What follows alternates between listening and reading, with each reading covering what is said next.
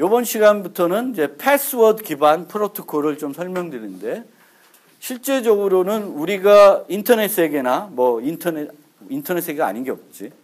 그런 우리 사이버 세계에서는 사용자를 인증하는 수단으로 가장 많이 사용하는 게 패스워드입니다. 그래서 그 패스워드와 관련된 얘기를 이제 이번 노트를 통해서 하려고 하는데, 우리가 볼 패스워드 기반 프로토콜은 패스워드를 실질적으로 활용해가지고 키를 만드는 그런 기술을 좀 설명하려고 그래요. 그래서 조금은 실용적이지 없을 수 있는데, 그거 외에 다른 내용들, 이 챕터에 있는 다른 내용들은 상당히 여러분들이 일상적으로 응용하거나 이렇게 생각해 볼 요소들이 많이 있습니다. 그래서 패스워드와 관련해서 좀 말씀을 드리면, 사용자를 인증하기 위한 가장 널리 사용한 수단이 패스워드인데, 암호 기술을 사용할 경우에도 패스워드를 전혀 쓰지 않는 것은 아닙니다. 우리가 키라는 게 사용자를 인증하는 어떤 수단이 됩니다. 근데 그 키라는 것도 장기간 키 같은 경우에는 보호를 해야 되죠. 내 들고 다니는 USB나 하드디스크에 저장을 해야 돼요. 메모리에 뒀다가 그냥 다시 만들고 그런 게 아니라, 장기간 키들은 오랫동안 비휘발성 장치에 이제 유지를 해야 됩니다. 그러면 이런 키들은 되게 보호하는 게 중요해져요. 키 관리하는 게 되게 중요한 보호, 중요한 요소가 되는 거죠. 안전성의 전체 시스템에. 그러면 이런 키들은 어떻게 보호하냐면 주로 패스워드를 이용해서 보호를 합니다. 대표적인 게 지난 시간에 봤나? 인증서의 경우에 우리가 인증서라는 게 공개키 쌍 중에 공개키를 인증하는 건데, 공개키만 갖고는 우리가 활용을 못하고 뭐가 있어야 돼요? 개인키가 있어야 되죠. 근데 개인키가 같이 저장되어 있어요. 지난번에 mpk 디렉토리 가서 봤을 때. 근데 그 개인키는 어떻게 저장되어 있어요? 여러분들이 입력하는 패스워드 가지고 암호화되어 있다는 거예요. 근데 이런 것들은 그다지 문제가 되지 않는 것이, 그 패스워드는 어디서만 써요? 로컬에서만 쓰이는 겁니다. 그 패스워드 자체가 인터넷 통해서 가는 게 아니라 내 로컬에서만 쓰여져요. 물론 사용자가 내 컴퓨터를 침투하거나 어떤 공격자가 내 USB를 가져갔으면 그 사용자는 패스워드 추측 공격으로 여러분들 개인 키를 쉽게 추출해낼 수도 있겠죠. 근데 일반적으로는 그 키들을 보호하기 쓰는 패스워드는 내 로컬에서만 쓰는 거예요. 내가 로컬에서 패스워드 따라락 치면 키가 복화돼서 그 키가 메모리에 상주하게 되겠고, 그 키를 이용해서 여러분들이 인증되고 뭐 메시지들이 안복화돼서 이렇게 이동되는 겁니다. 그래서 이 장기간 키를 우리가 쓸 때에도 패스워드는 쓰인다. 어떤 용도로? 장기간 키를 내 로컬에 보호하기 위해서 이제 쓰인다는 거고요. 패스워드는 이제 보호하지 않은 상태로 전달하면 쉽게 노출이 되죠. 인터넷이라는 게 방송적으로 이렇게 통신이 되기 때문에 그 트래픽을 도청만 하면 보호하지 않은 데이터든 그냥 내가 볼 수 있어요.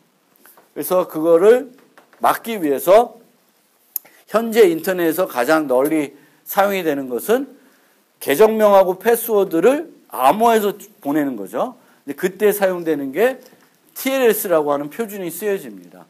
그러니까 기본적으로 서버의 인증서가 와서 우리가 서버 인증서를 확인하고, 구글의 인증서를 확인하고, 브라우저 확인하고, 그거를 암호해서 보냅니다. 여러분들이 얼마 전까지만 하면 우리 대학교 사이트에 가면 맨날 인증서가 뭐 어쩌고저쩌고 잘 안 된다고 돼 있죠. 그거 해결했다고 하더라고요. 근데 그거는 여기서 해결한 게 아니라 드디어 교육부가 전 세계적으로 확인될 수 있는 인증서를 발급했다고 해요. 이게 우리 학교 인증서가 문제가 아니라, 우리 학교 인증서는 또 교육부가 뭔가 승인해서 만들어지게 되는데, 이제 그 체계가 여러분들이 갖고 있는 크롬이나 사파리나 이런 브라우저에서는 인증이 안 돼, 확인이 안 되는 불법 인증서로 나오게 돼요.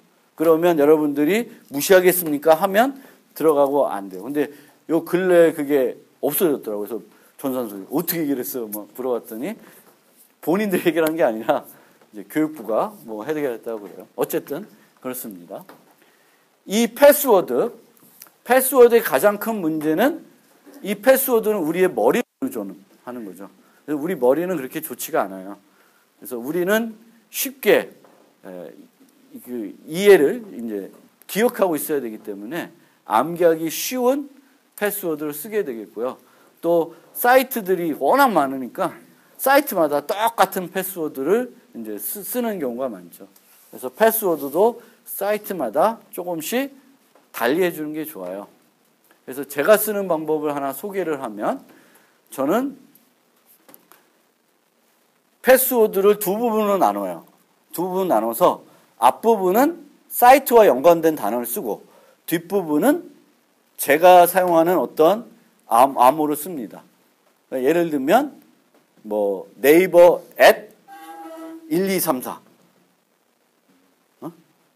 그러면 뭐 11번 가면 11st 뭐 아니면 거꾸로 1234 11st 뭐 이런 식으로 암호를 만들어요. 별로 안전하진 건 모르겠지만 어쨌든 패스워드는 다 다르고요. 사이트마다. 그리고 패스워드를 내가 나름대로 쉽게 생각해낼 수 있게 활용을 하게 됩니다. 그래서 그런 것들도 여러분들이 활용해 볼 필요가 있어요. 왜냐하면 패스워드 하나 노출되면 다 노출되는 거거든요. 그리고 최근에 저런 것도 있더라고. 그 키사 홈페이지에 가면 자기 주민번호를 활용하고 있는 사이트들이 쭉 나오고 일괄 탈퇴할 수도 있더라고요. 근데 가봤더니 저는 탈퇴할 데가 별로 없더라고. 뭐 현대카드 무슨 그래서 그 탈퇴할 때가 아니기 때문에 탈퇴가 없더라고요. 그리고 웬만한 예전에 가입했던 그런 이상한 사이트들은 다 그 주민번호가 더 이상 활용이 안 되고 있나 봐요. 아니면 키사가 모르고 있는지. 어쨌든 그렇습니다. 그래서 사용자들은 매우 짧은 패스워드를 쓰기 때문에 이 패스워드를 전사 공격한다는 것은 컴퓨터 가지고 하면 식은죽 먹기예요. 얼마 어렵지 않아요. 그러면 우리가 이렇게 그 엔트로피가 낮다 그래요. 정보 이론에서는. 별로 사용되는 정보의 어떤 그 양이 적다는 거죠. 그래서 엔트로피가 낮은 그런 패스워드 같은 경우를 만약 우리가 쓴다.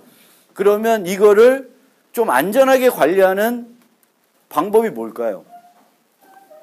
또 다른 방법이 있어요. 안전하게. 전수 공격하기 쉽고.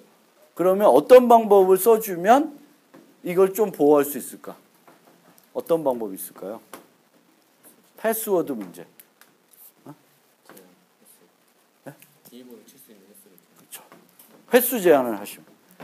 그 횟수 제한을 하는 대표적인 데가 어디예요? 네? 아니. 은행 ATM 기계가 그래요. 은행 ATM 기계는 핀 번호가 4자리 정도 쓰죠. 그렇죠? 4자리 정도를 컴퓨터로 이게 치고 있으면 금방 쳤죠. 그렇죠? 근데 어떻게 돼? 3번만 실패하면 그냥 비활성화돼요. 그거 활성화시키려면 가야 돼, 직접. 신원 증빙하고 번거롭죠. 그래서 그런 기술, 그게 뭐 어려운 건 아니죠. 누구나 다 생각할 수 있는. 그래서 이렇게 그 전사 공격, 컴퓨터를 이용해서 뭔가 공격을 했을 때 쉽게 공격이 되는 것들은 시도 횟수를 줄여줘야 돼요. 그러니까 패스워드 마찬가지예요. 이메일에다가 패스워드 막 치는데 어떤 사이트든 내가 한 10대 번 쳐도 계속 트라이하게 내둬요. 그러면 그 사이트는 좀 잘못 만들어 놓은 거지. 그렇지? 막아놔야지. 근데 그렇게 막아놓으면 내가 그걸 풀라 그러면 힘들어. 힘든 방법 써야 돼. 뭐 요즘은 조금 그래도 나아. 뭐 아이핀이나 인증서 갖고 하면은 다시 또 이렇게 인증이 돼가지고 패스워드 금방 바꿀 수 있는데 그렇게 잘 안 돼 있는 사이트들은 막 스트레스 받아요. 막 이 사이트 분명히 내가 뭘 사야 되는데 패스워드는 기억을 안 나고 열심히 장바구니에 담아놨는데 하다 보면 뭔가가 문제 생겨서 처음부터 장바구니부터 다시 담아야 돼. 그럼 막 그러다가 아예 안 사고 말어. 그렇게 되는 경우가 많이 있죠. 그래서 여기 있네요. 횟수 제한을 통해서 완화시킬 수가 있습니다. 자, 그러면 아까 말씀드렸듯이 이제 키들은 키들은 우리가 암호 키들을 쓰더라도 패스워드는 계속 활용할 필요가 있어요. 장기간 키들을 보호하기 위해서. 그때는 패스워드 기반 암호화를 씁니다. 그건 지난번에 한번 봤죠. 그러니까 패스워드로 뒤에 또 나올겠지만 패스워드 입력으로 대칭키를 만들고 그 대칭키로 데이터를 암호하는 거예요. 그래서 여기서 이 데이터는 여러분들의 장기간 키 또는 뭐 그 프라이빗 키가 되겠죠. 그래서 그렇게 하는데 또 다른 기술도 있어요. 그래서 우리가 스마트 카드처럼 그 방송에서 썼던 그런 것처럼 거기에 돈만 조금만 쓰면 그 칩을 그 조작 불가능한 장치로 만들 수가 있어요. 그러니까 조작 불가능한 장치라는 건 내가 그것을 불법적인 방법으로 읽으려 그러면 거기에 저장된 데이터 읽으려 그러면 그게 이제 그냥 타버려요. 그런 기술도 있어요. 그러니까 그거는 거의 이제 거기 내가 스마트 카드를 그 획득했다 하더라도 거기서부터 정보를 추출을 못해요. 그런 기술도 이제 씁니다. 그래서 실질적으로는 여러분들이 사용하는 키들은 제일 안전하게 유지하려고 그러면 저런 템퍼 리센트 하드웨어라고 해서 조작 불가능한 하드웨어에다가 보관해서 사용하는 게 가장 안전합니다. 근데 저런 장치를 쓰면 또 뭐가 필요하죠? 인터페이스가 필요해요. 컴퓨터에 뭔가 껴서 쓰는 인터페이스가 필요하고 그리고 비용도 들고 그래서 그게 좀 활성화가 잘 안 되고 있는 거죠. 그리고 여러분들이 인증서 외에는 특별하게 암호키를 또 갖고 다니는 경우가 없죠. 그래서 아직은 그게 많이 보편화되어 있지는 않고요. 어쨌든 이런 키들은 로컬에서만 사용이 됩니다. 로컬에서만. 그런데 앞으로 조금 살펴볼 프로토콜은 패스워드를 로컬에서만 쓰지 말고 원격에서 서로 왔다 갔다 할 때도 쓰자. 쓸 수 있냐? 이거에 대한 이제 고민이 있던 거예요. 그래서 그 고민을 가지고 이제 제안된 프로토콜이 몇 가지가 있습니다. 그래서 그거를 살펴보려고 그래요. 그러니까 보통은 패스워드는 일반적인 그 인터넷 인증 빼고 키 관리할 때는 그거는 어디서만 써요? 로컬에서만 쓰이는 건데 이번에 챕터에서 앞부분에 잠깐 살펴볼 문제는 패스워드 자체를 원격에 있는 사용자끼리 사용한다라는 거예요. 그런데 패스워드는 아까도 얘기했듯이 엔트로피가 낮기 때문에 사전 공격에 대한 저항성을 충분히 가지고 있어야 됩니다. 그래서 원래는 이렇게 로컬에서만 쓰이는 거예요. 패스워드는. 근데 지금 패스워드 기반 프로토콜은 이 원격에 있는 두 사용자가 패스워드를 알고 있어 서로. 똑같은 패스워드 알고 있으면 그걸 가지고 비밀 통신을 하자는 겁니다. 비밀 통신을. 그러면 우리가 패스워드로 F를 패스워드에 넣어서 키를 만들어요. 그 다음에 키로 메시지를 암호해서 반대편에 줘요. 그럼 반대편도 똑같은 패스워드를 알아서 F 함수에 넣어서 키를 계산해서 풀어보는 거예요. 그러면 이런 식으로 되면 공격자들은 뭘 해보면 돼? 뭘 하면 돼? 이 F는 숨겨져 있는 게 아니에요. F는 누구나 다 아는 거예요. 그러면 누구나 다 패스워드를 추측해가지고 풀어보면 되죠. 그럼 이거 금방 풀릴까 안 풀릴까? 금방 풀리겠죠. 컴퓨터로 가능한 패스워드를 다 트라이 해보는데 얼마? 안 걸릴 수도 있어요. 그리고 이 사용자가 김상진이다라고 알면 김상진의 습관만 조금만 이용하면 이 가능한 패스워드의 범위를 마구 줄일 수 있어요. 뭐 전화번호, 이 사람의 전화번호 알아내고 생년월일 알아내고 뭐 그런 거 갖고 조합해가지고 이제 패스워드들을 되게 쉬운 걸 내가 만약 쓰면 금방 찾아낼 수가 있습니다. 그래서 이렇게 하면 안 된다라는 거예요. 그래서 이렇게까지 하는데 이렇게 쓰더라도 좀 안전하게 할 수 있는 방법이 없을까를 이제 고민해 보는 겁니다. 그리고 요때 요 키를 만들 때 쓰는 것을 패스워드 기반 알고리즘이라고 그래요. 그리고 그때는 지난번에 그 암호 라이브러리 때 보여드렸듯이 솔트랑 반복 횟수가 들어가요. 그런데 이 솔트랑 반복 횟수는 이 암호화된 데이터랑 붙어 있어요. 그러니까 얘가 어떤 보완적인 역할은 충분히 못하는 거죠. 좀 더 어렵게 만들어줄 뿐이지 이 자체가 큰 역할은 사전 공격을 방어하는데 아주 중요한 역할은 하지 못합니다. 그러면 이런 패스워드 기반 알고리즘 이용해서 키를 만들었다 치고 그 키로 메시지들을 실제 암호화하는 것은 힘들다라는 거예요. 근데 요거를 KP라고 합시다. 그러면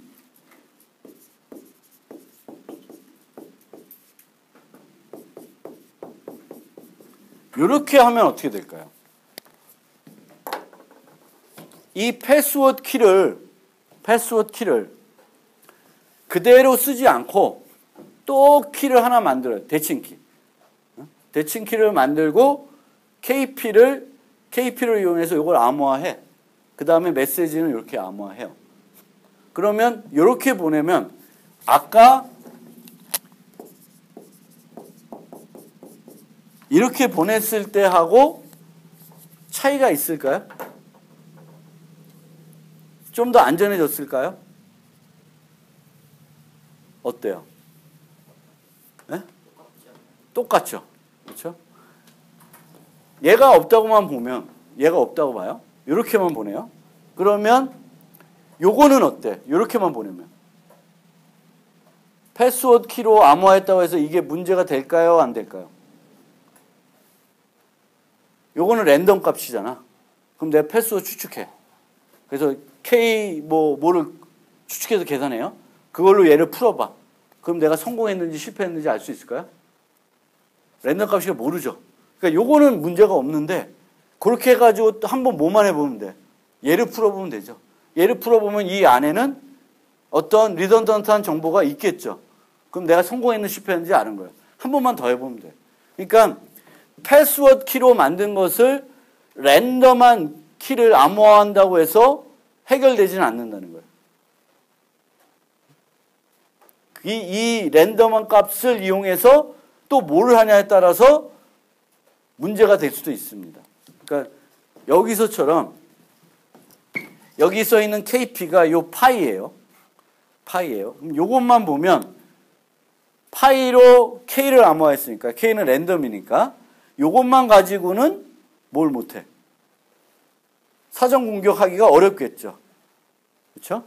사전 공격을 파이를 추측해가지고 그 키를 만들었어요. 여기서 파이랑 KP는 같은 거예요. 패스워드 이용해서 대칭 키를 생성한 거예요. 그럼 나도 패스워드 추측해서 똑같이 해서 파이를 추측해 볼 수가 있어요. 그럼 풀어보면 내가 성공했는지 실패했는지 몰라요. 이 K는 랜덤 값이니까. 근데 밑에 뭘 쓰고 있어요? 이렇게 주고 요 MB를 토스해주고 있죠. 그러면 나는 어떻게 돼? 추측한 키로 풀고 얘를 풀어서 얘가 요 MB랑 같은지만 보면 같으면 내 추측은 뭐예요? 맞아떨어진 거죠.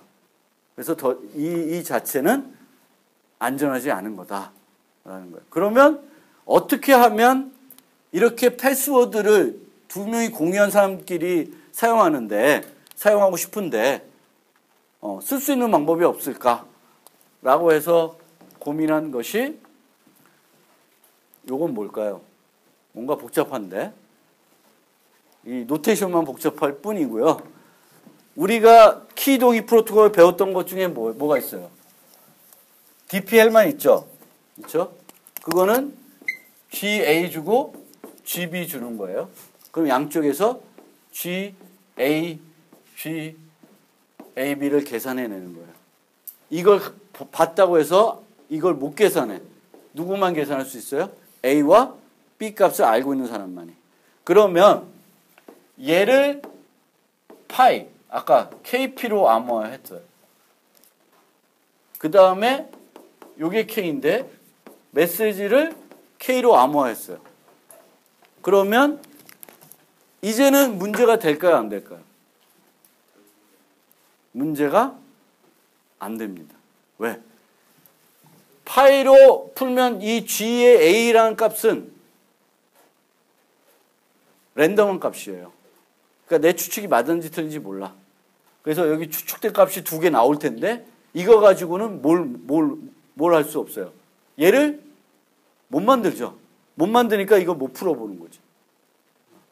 그러니까 여기는 랜덤한 값이며 랜덤한 값만 암호화했고 패스워드 이용해서 서로 알고 있는 사람끼리만 패스워드로 요걸 비밀스럽게 주고받았어요.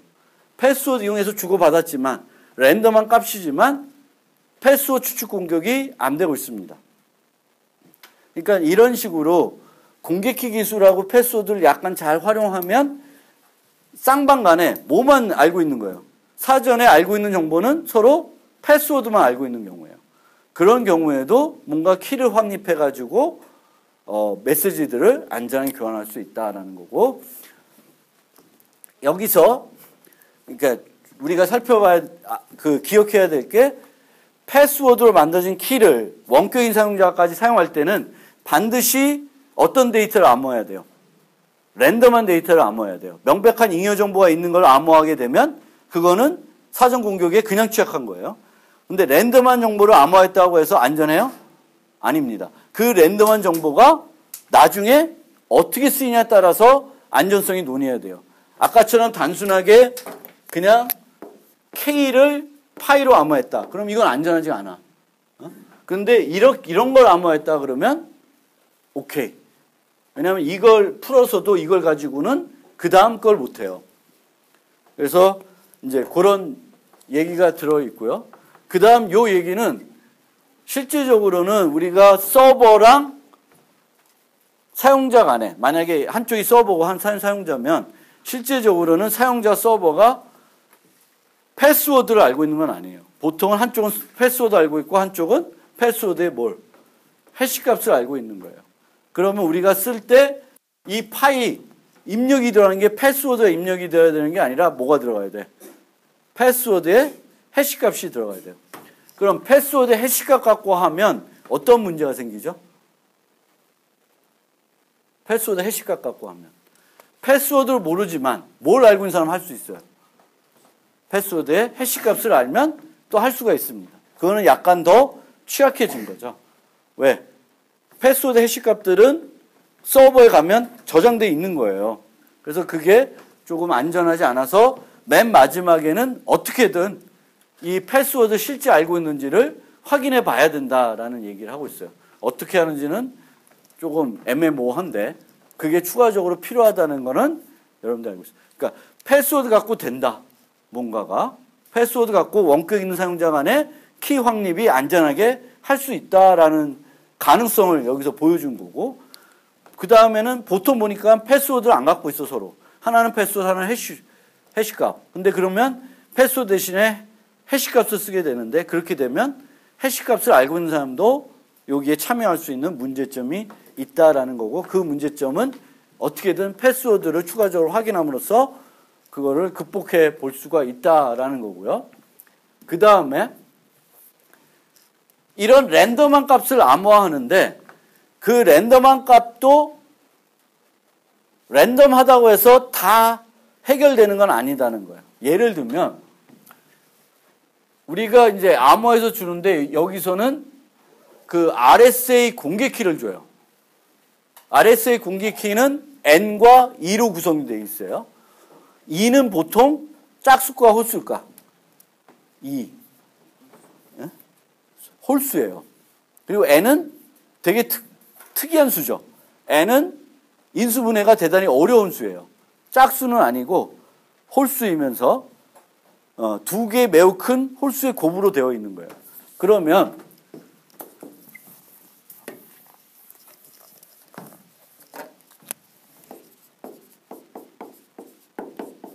이렇게 암호화했다. N과 2를 같이 암호화했다. 저 N과 2는 랜덤한 값이라고 볼 수는 있어요. 근데 저렇게 하면 안전해요? 안 안전해요?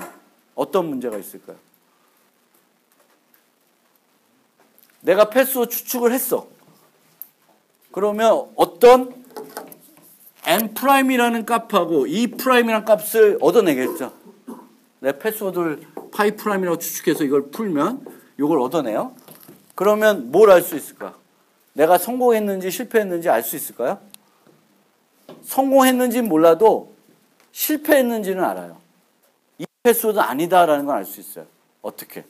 예를 들면 e''이 짝수가 나왔어. 그러면 그 패스워드는 아니야. n이 짝수야. 그것도 아니야. 그리고 n이 인수분해가 금방 돼. 3, 5로 나누어져. 그럼 n이 아니야. 그러면 이 패스워드는 틀린 패스워드예요. 그래서 패스워드 추측 공격을 할 때 내가 공격을 해서 성공했는지 실패했는지를 아는 것도 이제 알게 되면 문제가 되는데 실패했는지를 알게 돼도 문제가 돼요. 그러니까 이만큼의 후보군 중에 요건 아니고 요건 아니고 요건 아니고 이런 것만 알아내도 가능한 패스워드 수가 빡 점점 줄어들죠.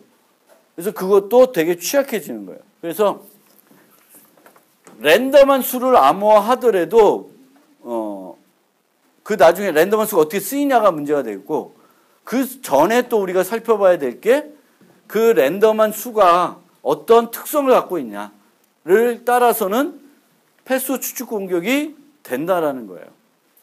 만약 얘가 절대 짝수는 안 되고 홀수만 된다든지 어떤 특정한 특성을 갖고 있다. 그런 거면 그 특성이 있는지 없는지 보고 이거는 내가 실패한 거네. 이거는 실패한 거네. 뭐 이런 걸 알 수 있으면 모르는 거죠. 이건 성공했는지 실패했는지 모를 수 있어도 실패했는지만 알면 이렇게 줄을 긋는 거죠. 후보를 배제시킴으로써 패스워드에 근접해 갈 수 있는 여지가 생기기 때문에 문제가 된다. 라는 겁니다. 그래서 그것도 조금 살펴보실 필요가 있습니다.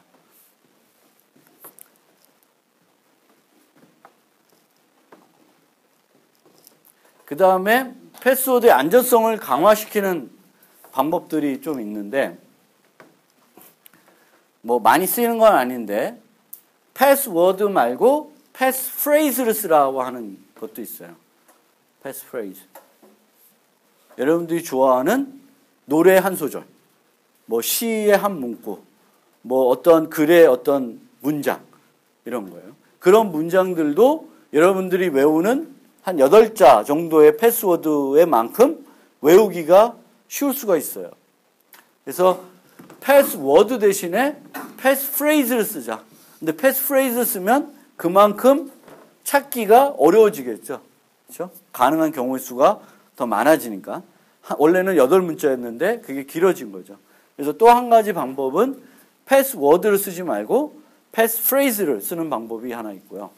그 다음에 이런 기법이 있는데 이건 어디서 나왔냐면 예전에 퍼즐이라는 거 봤었죠. 도스 어택 할 때. 그래서 그러니까 나는 쉽게 풀 수 있는데, 그러니까 서버는 쉽게 풀 수 있는데 그 다른 사람들이 하려 그러면 대단히 어려운 그런 문제를 가지고 이제 해보는 거예요.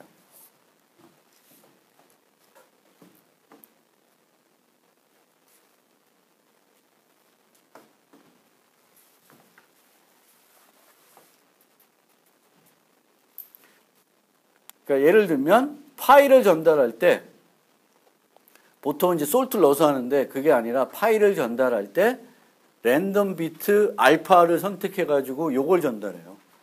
요걸 전달하면 사용자는 그 패스워드랑 이 알파를 2의 20승 모든 경우의 수를 다 따져서 검사를 해봅니다. 근데 컴퓨터가 2의 20승 검사하는 것은 얼마 안 걸려요. 근데 사용자가 이 전체를 이용해 가지고 추측하는 것은 되게 어렵습니다. 그래서 서버한테는 그러니까 이 알파를 뭐 20비트가 아니라 한 뭐 8비트, 뭐 16비트만 하더라도 안정성 그만큼 증가하는 거죠. 근데 사용자는 그만큼 해봐야 되는 거죠. 그래서 서버의 부담이 크지만 환경에 따라서는 수용할 수 있는 정도로 그러니까 서버가 계산에 대한 비용을 높여놓고 그럼으로써 공격자는 요만큼 높아지는 게 아니라 이만큼 높아지는 거죠. 그런 기술을 우리가 또 생각해 볼 수가 있습니다. 그 다음에 이제 OTP. 제가 OTP를 안 갖고 왔는데 혹시 OTP 있는 사람? OTP 쓰는 사람 없어? OTP 쓰는 사람 없어? 제가 OTP를 안 갖고 왔는데. 은행에 가면 여러분들 보안카드 쓰죠? 그렇죠? 보안카드도 OTP의 한 일종인데 요즘은 그런 보안카드 말고 요만한 기계를 줘요. 띡 누르면 6자리 숫자가 나와요. 그럼 그 숫자를 입력하는 거예요. 그래서 그게 원타임 패스워드예요. 그러니까 원타임 패스워드는 패스워드 추측 공격이 문제되는 건 쉬운 패스워드를 반복적으로 계속 쓰는 거죠. 여러분들 구글 아이디면 그 패스워드는 한번 설정해 놓으면 거의 안 바꾸고 쓰죠. 그렇죠? 근데 원타임 패스워드는 패스워드를 한 번 쓰고 버려요. 한 번 쓰고 버리면은 그 패스워드를 공개해도 될까 안 될까? 되죠. 제 패스워드 가르쳐줘도 돼. 다음엔 안 써. 그러니까 한 번만 쓰고 안 쓰는 거기 때문에 더 이상 이제는 뭐 할 필요가 없어요. 보호할 필요가 없는 거예요. 그래서 OTP 매번 패스워드 변경되면 패스워드가 통신 채널에 노출되어도 안정성에 문제가 없어요. 근데 이 기술은 하드웨어 장치를 사용합니다. 별도의 소프트웨어 절시 없이. 이제 이렇게 하는 이유는 사용자의 편리성을 조금 높이는 거예요. 보안성도 약간 강화시키고요. 이게 기기를 여러분들이 갖고 있다는 거는 그 인증 기술에서 3가지가 있다 그랬죠. What you have, what you know, what you 그런 게 있죠. 그러면 이 패스워드는 장치를 갖고 있다는 거는 그 장치를 갖고 있어야 되죠. 그리고 거기를 이제 보고 입력까지 해야 되는 겁니다. 그래서 그런 기술, 이렇게 하드웨어 기술을 쓰게 되면 좀 편리한 기술이 있고요. 하드웨어 기술을 쓰면 좀 더 신뢰성 있게 만들 수가 있어요. 소프트웨어를 만들어 놓으면 들고 다닐 수도 없어요. 그럼 매 컴퓨터마다 여러분들이 그 OTP를 설치해 놓으면 난리 나죠. 안전성이 떨어지죠. 그래서 이제 하드웨어를 이제 씁니다. 그러면 이 OTP는 어떤 방식으로 동작을 하냐 하면 이게 기기라 그러면 이 기기에 대칭 키가 하나 들어있어요. 대칭 키가 하나 들어있고 서버에 김상진이다 라고 하면 DB에 이 OTP 번호가 등록되어 있고 그 옆에 뭐가 들어있어요. 똑같은 키가 들어가 있습니다. 그럼 여기도 키, 저기도 키가 들어있어요. 그럼 얘가 갖고 있는 키가 똑같은 게 있죠. 대칭 키가 있어요. 그럼 여기서 생성하는 것을 저쪽에서도 생성할 수가 있겠죠. 입력으로 키를 쓰는 거예요. 근데 키만 쓰면 안 되고 두 사용자가 매번 뭘 만들어내야 돼요? 동일한 값을 만들어야 되죠. 동일한 값. 동일한 값을 생성해야 돼요. 그러면 하나는 키고 다른 하나는 뭘 쓸까요?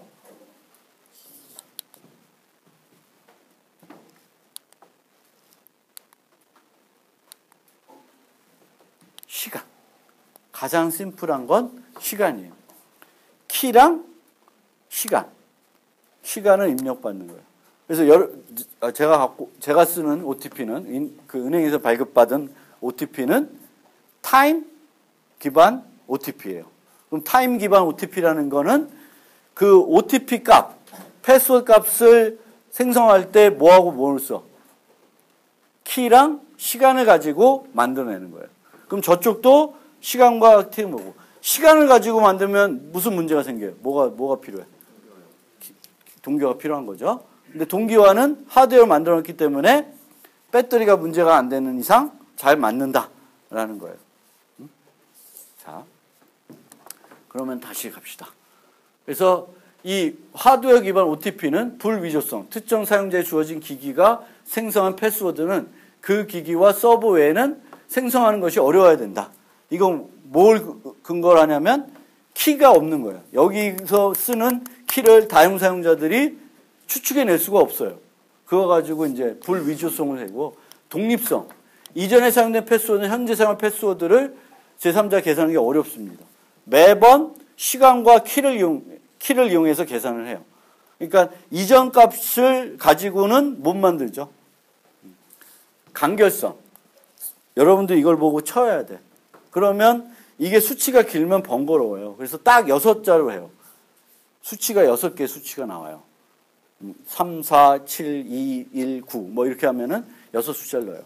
근데 이 6숫자는 어떻게 되냐면 해시를 쓴다 그러면 해시로 키랑 타임을 해시해. 그럼 그 해시 값에서 6자리를 만들어내는 거예요. 그건 어떻게 만드는지 뒤에 보이겠습니다. 값의 길이가 적당히 작아야 된다. 어떤 측면에서? 사용자가 입력하기 편한 측면에서. 그리고 경제성. 하드웨어적으로 구현이 경제성이 있어야 된다. 그러니까 이게 만드는데 막 10만 원 들어요. 그러면 안 쓰겠지, 사용자들이. 5천 원 정도 내야 돼. 처음에는 공짜로 줬는데 한번 써보라고. 배터리가 다 돼가지고 교체해달라 그랬더니 그 다음부터는 5천 원인가 3천 원인가 받아요. 그럼 또 배터리 다 되면 또 바꿔야 될 것 같아. 내가 교체하면 안 되나? 배터리 값이나 아마 그 값이나 비슷할 거예요. 그래서 키가 바뀌니까 안전수 측면에서 바꿔주는 게 좋겠죠. 그렇습니다. 그리고 이거는 그렇게 되고요. 하드웨어 기반 OTP는 보통 투팩터인데 최초로 제가 발급받았던 거는 투팩터였어요. 투팩터가 뭐가 투팩터였냐면 기기가 있고 기기가 요만큼 여기 요 아래에 숫자 패드가 있었어요. 숫자 패드에다 뭘 넣었냐면 핀 번호를 때렸어요. 핀 번호 4자리를 넣으면 화면이 나왔어요. 그러니까 여러분이 내 OTP를 가져가도 못 써. 뭘 알아야 돼? 핀 번호. 근데 지금 제가 갖고 있는 거 그냥 버튼 누르면 뻥 나와요. 핀 번호를 없앴어요. 핀 번호 없어지니까 이제 소유하는 거 하나만 가지고. 그러니까 투팩터 인증이 이제 더 이상 아니에요. 그걸 왜 그렇게 바꿨는지는 저도 잘 모르겠어요. 더 싸게 만들려고 했는지 모르겠는데. 원래는 키패드가 있었고 지금은 키패드가 없이 버튼 누르면 그러니까 여러분이 내 거 가져가면 삥 누르면 쭉 나와요. 그리고 OTP는 크게 동기화 방식이 있고 비동기화 방식이 있어요. 타임을 쓰는 건 동기화 방식이에요. 그럼 타임을 안 쓰면 또 어떤 방법이 있을까? 여러분들이 생각을 해보세요. 타임 안 쓰면 또 어떤 방법이 있을까? 동기화 방식. 그렇죠. 카운터. 카운터를 써도 돼. 카운터를 써도 되고 이제 써도 돼요. 근데 이제 카운터는 뭐가 문제가 되냐면 카운터는 내가 막 심심해서 눌러버려. 그럼 카운터가 나는 한 20개 증가되고 있어요. 그럼 저쪽은 카운터가 증가가 안 돼 있어. 그럼 그걸 싱크 맞추려면 되게 번거로워요. 무슨 얘기인지 알겠어요? 그래서 카운터를 안 쓰는 이유는 사용자가 막 이거 만져서 그래요. 안 만지면 좋은데 만지겠죠. 그렇죠? 그래서 그런 차이가 있어요. 카운터를 쓰는 거랑 타임스텝 쓰는 거. 그리고 카운터를 안 쓰는 방식은 시도 응답 방식이 있습니다. 내가 서버가 랜덤 값 던져요. 그럼 랜덤 값고 내가 여기다 키를 계산해서 해야 돼. 근데 그게 지금의 OTP에서는 하기 힘든 게 뭐냐면 얘는 통신기기가 아니에요. 통신이 안 되죠.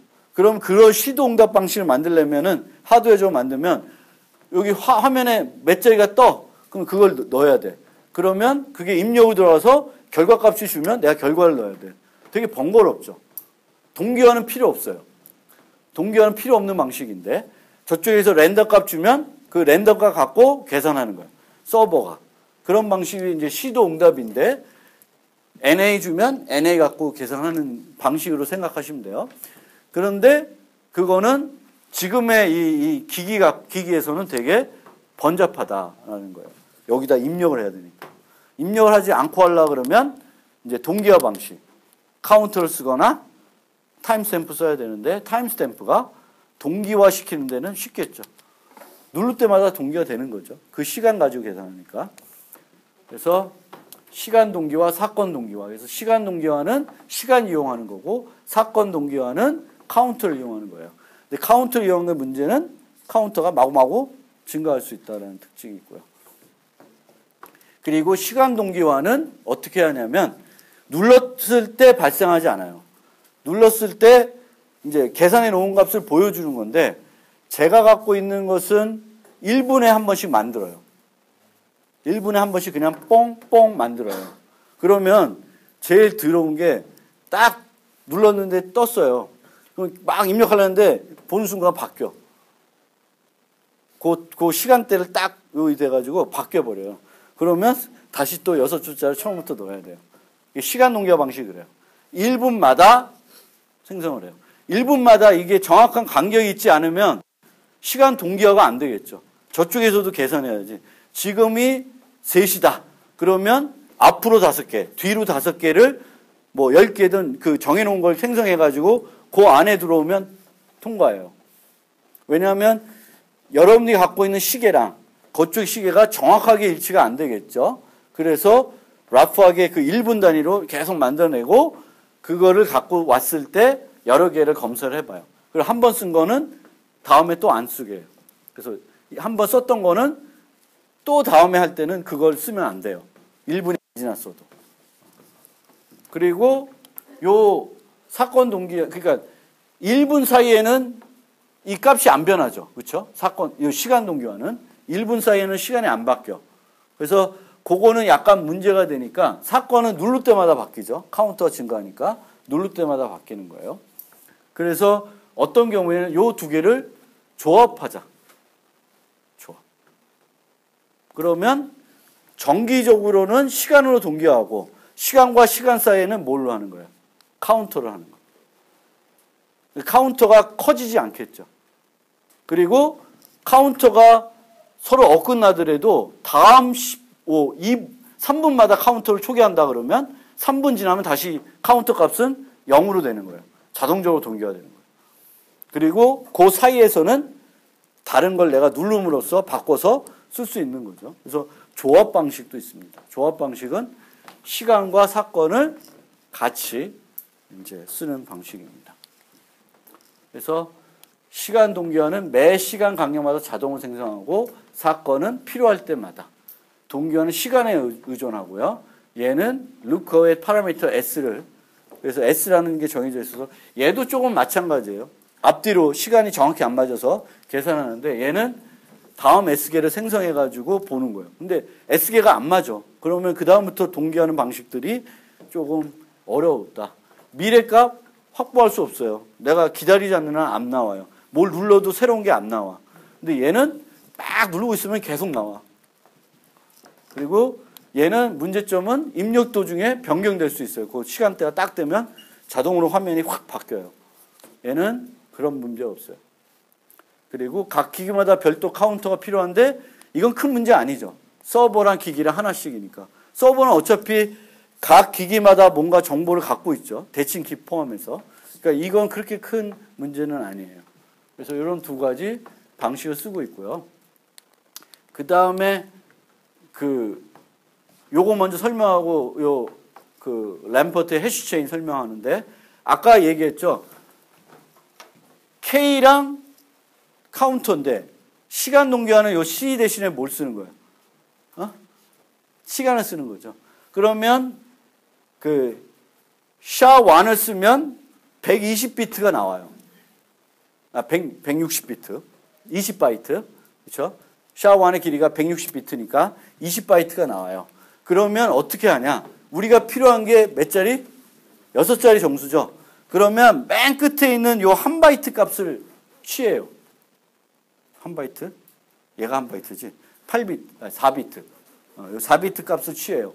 그럼 여기 A죠. A가 얼마? A가 10이죠. 그렇죠? 그럼 10. 10번째부터 4개의 바이트를 취해요. 그럼 얘가 몇 비트가 될까?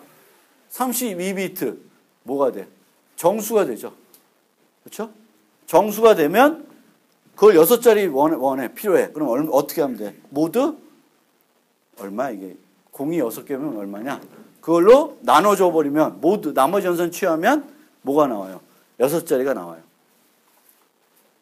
그러니까 해시값 키랑 타임스탬프 이용해서 계산한 해시값에서 4바이트를 추출해서 정수로 취급해가지고 걔를 뭘로? 내가 3자릿수 필요하다 그러면 1000으로 나머지 구하면 3자릿수 나오죠.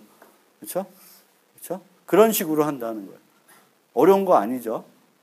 그래서 해시로 계산하고 6자리를 취한다. 그 다음에 한 가지만 설명드리고 오늘 너무 빨리 진도 뺐나? 한 가지만 설명드리는데 이제 OTP 기술에 실제 현재 쓰이고 있는 기술은 아닌데 그 암호 기술에 또 많이 사용되고 있는 기술 중에 하나가 해시체인이라는 기술이에요. 해시체인.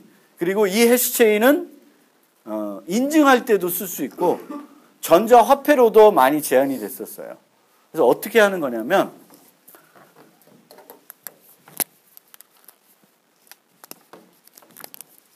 S를 계산해요. 랜덤 값 하나를 계산해. 그래서 해시를 취해요.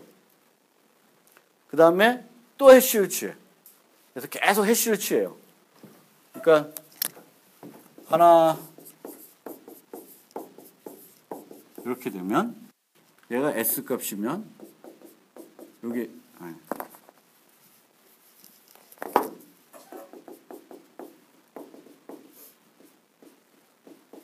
계속 해시를 한 번씩 하는 거예요. 해시. 힘들다.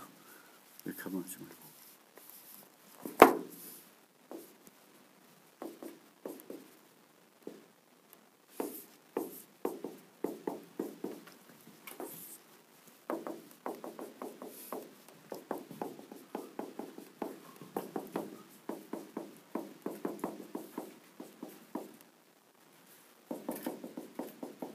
이렇게 계산을 해요. 그러면 하나, 둘, 셋, 넷, 5개 값이 만들어지죠. 해시를 5번 하면 5개의 값이 만들어져요. 그러면 이렇게 만든 다음에 사용하는 것은 이렇게 사용하는 거예요. 얘가 루트예요. 루트. C0. 그럼 C0는 김상진 것이다. 그러면 내가 C1을 제시하면 서버는 어떻게 해요? C1을 내가 주면 C1을 해시해. 해시하면 뭐가 나와요? C0가 나오죠. 그러면 맞네? 김상진이 맞구나. 이렇게 치는 거예요. 근데 C0를 갖고 있던 서버는 C1을 계산할 수 있어요? 못 계산해요. 왜? 해시는 일방향성이에요. 그러니까 이쪽으로 계산했기 때문에 이 거꾸로는 계산을 못해. 사용자는 갖고 있기 때문에 계산할 수 있는 거고 서버는 못해. 그럼 내가 C1 주고 그 다음에 뭘 주면 돼? C2 줘요. C3 줘요. C4 줘요. 그러면 4번까지 나는 인증을 할 수 있어요. C1, C2, C3, C4 이런 것들이 원타임 패스워드로 쓸 수도 있어요. 그러니까 해시를 100번 한다. 그럼 100개를 내가 이제 쭉 만들어서 여기서부터 쓰는 거예요. 하나씩. 다 쓸 때까지. 그럼 다시 또 만들고. 그것이 해시체인이라고 그래요. 그러니까 여기서부터 쭉 만들고 사용은 이쪽으로 하는 거예요. 뭐만 하면 돼? 요 첫 번째 요 C0가 누구 건지만 명확하게 해주면 돼요. 그건 어떻게 하면 될까? 전자 서명을 해가지고 김상진 것이다 해놓고 나서 그럼 공개키 기술이 썼죠. 그 다음부터는 공개키 기술이 필요 없어. 뭐만 하면 돼? 해시값만 하나씩 주면 돼. 그럼 저쪽에서는 확인하려면 뭐 한 번만 하면 돼? 해시 한 번만 하면 돼요. 해시 한 번만. 그러니까 요 C0 갖고 하고 그 다음에는 C0 치우고 C1을 둬요. C2 주면 요거 해시해가지고 요거랑 비교해봐요. 그 다음에는 얘가 요거 버리고 C2 갖고 있어요. 그럼 다음에 기대하는 건 C3가 오는 거죠. 그 C3는 누구만 갖고 있어요? 그 해시체인을 만든 사용자만 갖고 있어요. 그래서 해시 함수의 일방향성을 이용하는 인증 기술, 아주 간단한 인증 기술이 있는데 그것을 이제 해시체인이라고 그래요. 해시체인. 오늘은 여기까지 합시다.